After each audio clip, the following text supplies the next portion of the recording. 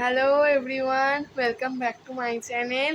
আমার নতুন চ্যানেলে এটা হচ্ছে ফার্স্ট আমার বড় ব্লগ। আশা করি তোমাদের ভালো লাগবে। এখন বাজে হচ্ছে ভোর 5টা। এখন আমরা ঘুরতে যাচ্ছি। তো কোথায় যাচ্ছি সেটা দেখতে হলে পুরো ব্লগটা দেখতে হবে।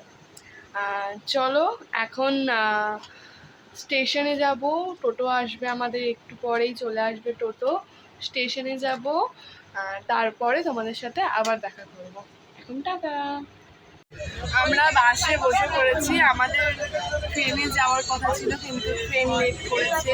ট্রেন 12টায় ছাড়বে, ওই জন্য আমরা ডাইরেক্ট হাওড়া বাস স্ট্যান্ডে চলে এসেছি। তো বাসে বসে পড়েছি। বাস ছাড়বে হচ্ছে 6:35। তোমাদের সাথে আবার একটু অনেকটা চলে এসেছি আমরা। একটু পরে কোলাঘাট পৌঁছে যাবো। তোমার সাথে আবার দেখা করছি কোলাঘাটে গিয়ে বাস থেকে নেমেই দেখো হোটেলে চলে গেছি। হোটেলে গিয়ে আগে খাবারটা খেয়েছি। আমরা আলাদা হোটেলে খাবারটা খেতে গেছিলাম, কচুরি খেয়েছি।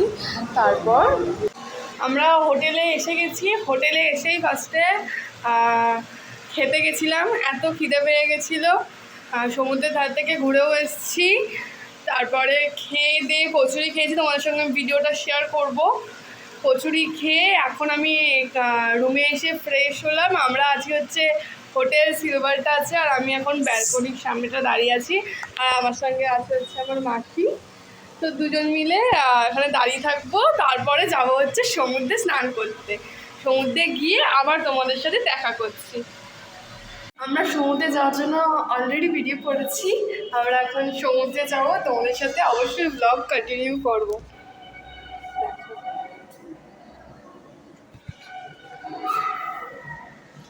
চলো যাওয়া যাক সমুদ্রে। আর আমরা কে কে দীঘা এসেছি তোমাদের সেটা বলে দিই। আমার দিদা, দাদু, আমি, আমার মা, আমার ছোট মাসি। আমার বড় মাসি তো আসতে পারেনি, আর তোমার ছোট মাসি এসছে। আমার বড় মাসির ছোট্ট একটা বেবি হয়েছে, তোমরা তাকে নিশ্চয়ই দেখে নিয়েছো। আমরা বেরিয়ে পড়েছি সমুদ্রে যাওয়ার জন্য। এই দেখো আমার মাসি, আমার মা। আমরা এখন যাচ্ছি সমুদ্রে। এই যে এটা এটা আমার দিদা, আর ওই যে ওটা আমার দাদু। তো আমরা এখন যাচ্ছি সমুদ্রে। আমরা দেখো সমুদ্রে চলে গেছি। সমুদ্রে তো খুব হাওয়া, আর হচ্ছে সমুদ্রের জলে পা ডোবাতে যে কী ভালো লাগছিল। আর এত ঢেউ, এখন যেহেতু বর্ষাকাল ওই জন্য ঢেউটা একটু বেশি। আমরা হচ্ছে 3টে অবধি মোটামুটি স্নান করেইছি, তো তখন আরও বেশি বেশি ঢেউ ছিল। এখন হালকা খালি পাটা ডুবিয়েছিলাম।